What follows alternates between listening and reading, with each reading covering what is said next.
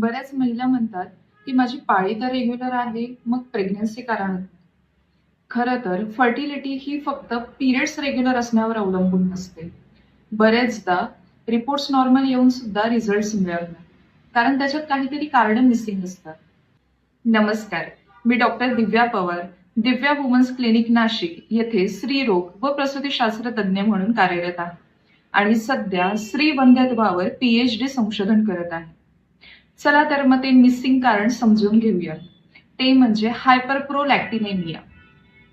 Prolactin हा एक hormone आहे जो स्तनातून दूध तयार होण्यासाठी मदत करतो. तो प्रेग्नन्सी आणि डिलिव्हरी नंतर उपयोगी असतो. पण प्रेग्नन्सी नसताना जर तो वाढला तर प्रजनन क्षमतेवर त्याचा परिणाम होऊ शकतो. प्रोलॅक्टिनची सामान्य पातळी ही 5 ते 25 दरम्यान असते, पण ही जर 25 पेक्षा जास्त असल्यास त्याला हायपरप्रोलॅक्टिनेमिया असे म्हणतात.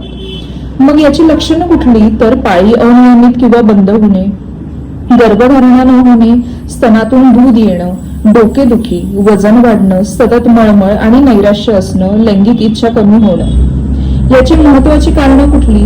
तर नैराश्य, मळमळ किंवा उच्च रक्तदाबावर उपचार करण्यासाठी वापरली जाणारी काही औषधं, गर्भनिरोधक गोळ्या आणि इस्ट्रोजन थेरपीची काही औषधं, हायपोथायरॉइडिझम, पिट्युटरी ट्यूमर म्हणजेच मेंदूतील पिट्युटरी ग्रंथीमध्ये तयार झालेली कर्करोग नसलेली गाठ. काही ट्यूमर डोपामाइनला ब्लॉक करतात. हे एक मेंदूचे रसायन आहे जे प्रोलॅक्टिन नियंत्रित करण्यास मदत करतं, ज्यामुळे प्रोलॅक्टिन पातळी वाढू शकते. काही स्त्रियांमध्ये काही कारण अज्ञात असतात, ज्याला इडिओपॅथिक हायपरप्रोलॅक्टिनेमिया असेही म्हणतात. बरेचदा शारीरिक आणि मानसिक तणावाने देखील प्रोलॅक्टिनची पातळी वाढते. याचे निदान कसं होतं? तर सिरम प्रोलॅक्टिन टेस्टद्वारे. ही टेस्ट कोणत्याही दिवशी सकाळी उपाशीपोटी केली जाते आणि ज्या ठिकाणी ट्यूमर संशयास्पद आहे अशा वेळेस डॉक्टर तुम्हाला MRI ची चाचणी सुचवतात. मुख्य म्हणजे यामुळे इन्फर्टिलिटी कशी होते बरं? तर प्रोलॅक्टिन वाढलं की ओव्युलेशन हॉर्मोन्स ही दबले जातात आणि त्यामुळे अंड तयार होत नाही आणि मग पाळी रेग्युलर असूनही प्रेग्नन्सी राहत नाही. यावर ट्रीटमेंट काय?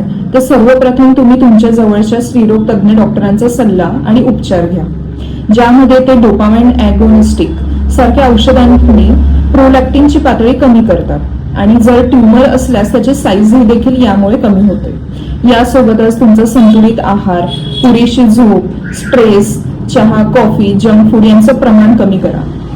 दुर्मिळ प्रकरणांमध्ये जिथे औषधं काम करत नाही तेव्हा प्रोलॅक्टिनोमा किंवा इतर पिट्युटरी ग्रंथीचे ट्यूमर काढून टाकण्यासाठी शस्त्रक्रिया केली जाते. लक्षात ठेवा, फिमेल इन्फर्टिलिटीमध्ये कधी कधी उत्तर लपलेलं नसतं, तर ते बरेच वेळा दुर्लक्षित होतं.